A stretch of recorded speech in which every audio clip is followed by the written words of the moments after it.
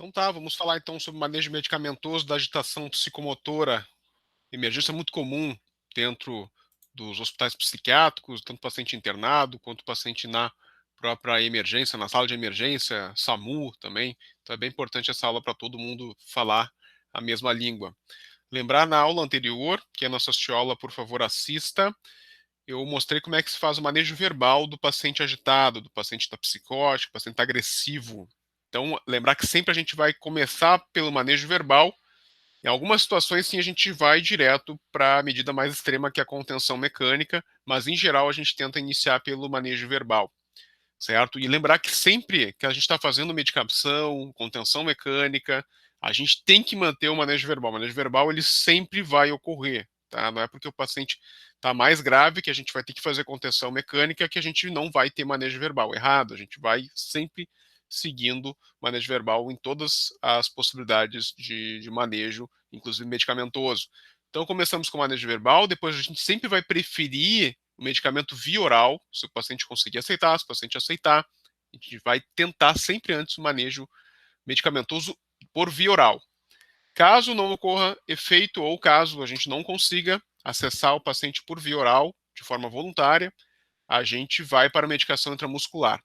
E aí, quando tudo já foi feito, não adiantou, a gente parte para a contenção mecânica ou determinada situação de agitação extrema, com risco iminente de heteroagressão ou de autoagressão, a gente tem que ir direto para a contenção mecânica. A gente não pode ver o paciente agredindo todo mundo e esperar só manejo verbal. Tá? O paciente se cortando, o paciente tentando suicídio na nossa frente, a gente fica aguardando. A gente tem que partir para a contenção mecânica.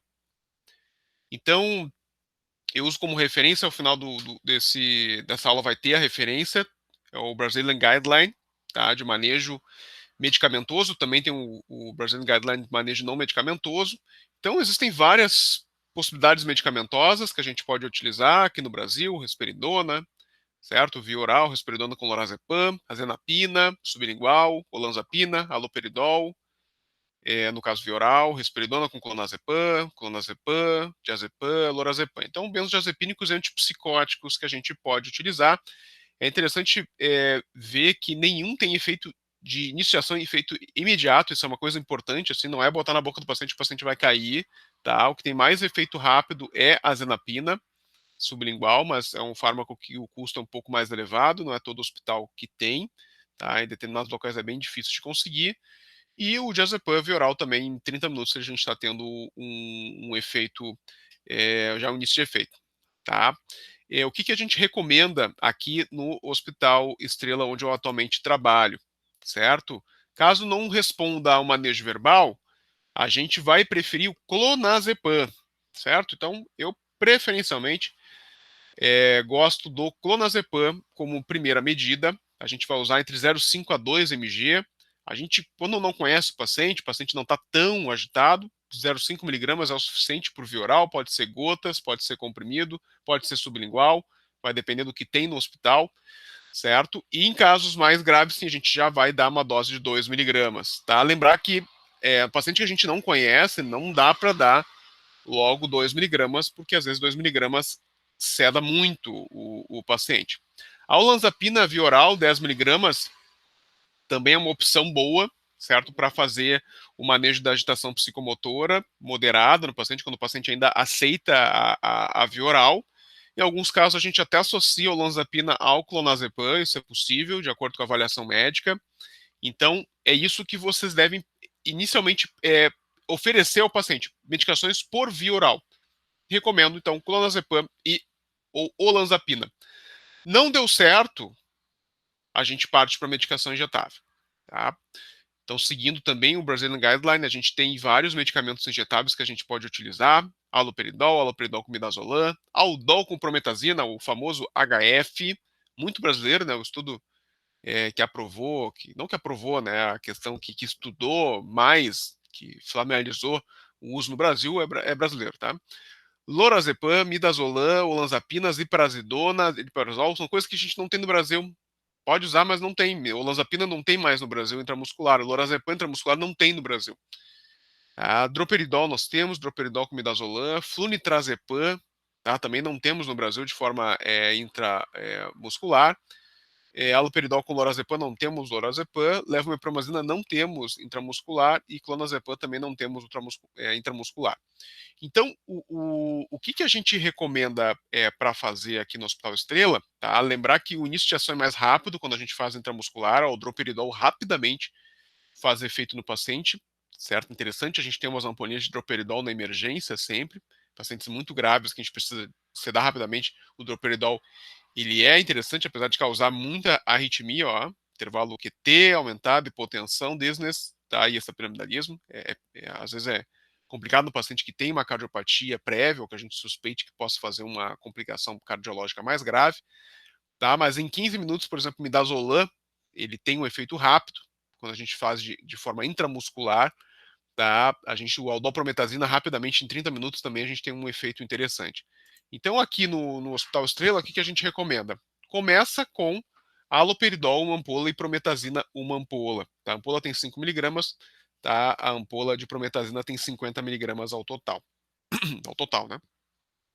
Começa com aldoprometazina, tá? Não melhorou depois de 30 minutos, tá? Vai contando o reloginho, tá?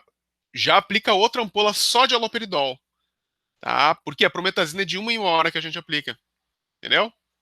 Então, a gente vai repetir. Haloperidol, prometazina, 30 minutos depois, haloperidol. Haloperidol, prometazina, haloperidol. Haloperidol, prometazina, haloperidol. Certo? A gente pode fazer até 6 ampolas de haloperidol de 5 miligramas, que dá 30 miligramas dia. A gente pode fazer até 150 miligramas de prometazina, tá? Que são 3 ampolas em 24 horas. Tá certo? Isso que a gente pode vir a fazer. Tá? Outra coisa importante, tá? A gente vai fazer até o paciente se tranquilizar, certo? O paciente tranquilizou antes com uma ampola, não precisa ficar fazendo várias, né? Vamos fazendo o protocolo, fazer o protocolo inteiro. Faz até o paciente tranquilizar, certo? E se o paciente não tranquilizou com todo esse protocolo, a gente vai ter que partir para a contenção mecânica, tá? Mas algumas coisas importantes sobre esse protocolo que a gente tem que ter em mente, tá? Como eu falei, caso leve moderado de agitação psicomotora, prefere via oral. Se o paciente já chega a agitação grave, vai para o intramuscular, não tem o que fazer, não tem como, o paciente não aceita via oral, vai para o intramuscular direto. Depois, se o paciente vai numa melhorada, aceita via oral, passa para o via oral, não tem problema. Mas se o paciente está em risco extremo, a gente tem que ir direto para contenção mecânica, não tem o que fazer, tá? Risco extremo, tá? Não dá para a gente, por exemplo, fazer intramuscular, porque existe a possibilidade de acidente, tá? Da agulha causar um acidente no paciente, do paciente roubar a agulha e fazer um acidente com vocês. Então, paciente que está muito agitado, primeiro façam a contenção, depois apliquem o medicamento intramuscular, tá? Em psiquiatria, a gente não costuma usar medicamento endovenoso, isso é importante de saber. Os medicamentos endovenosos, benzodiazepínicos endovenosos, eles causam muita depressão respiratória. Então, a gente não quer isso em psiquiatria, tá? Imagina um psiquiatra tendo que entubar um paciente, tá? Não é... Eu, por exemplo, eu não conseguiria, não sei fazer isso, tá? Mas a gente evita benzodiazepínico endovenoso, certo? Na psiquiatria, a gente não tem, em guidelines, a gente não tem suporte científico para indicar que a gente tem que fazer benzodiazepínico endovenoso, certo? Caso o médico ache necessário, ele tem que assumir o risco que o paciente pode ter depressão respiratória. Isso é importante de se saber. Tá? Já ouvi histórias, né, de casos, o paciente chegou numa crise de pânico, tomou um diazepam endovenoso e fez uma parada respiratória importante, inclusive ficou muito tempo sem oxigenação com lesão cerebral. Tá? Então, para que dar uma coisa muito agressiva, que se usa em geral em bloco cirúrgico, se usa em geral em paciente em crise convulsiva, se usa em geral, no caso, para sedar paciente por algum procedimento, tá? Para que usar isso num paciente no ambiente de urgência? É perigoso, tá? Evita também antipsicótico endovenoso, por exemplo, haloperidol pode dar muita arritmia cardíaca, droperidol endovenoso pode dar muita arritmia cardíaca. Evita.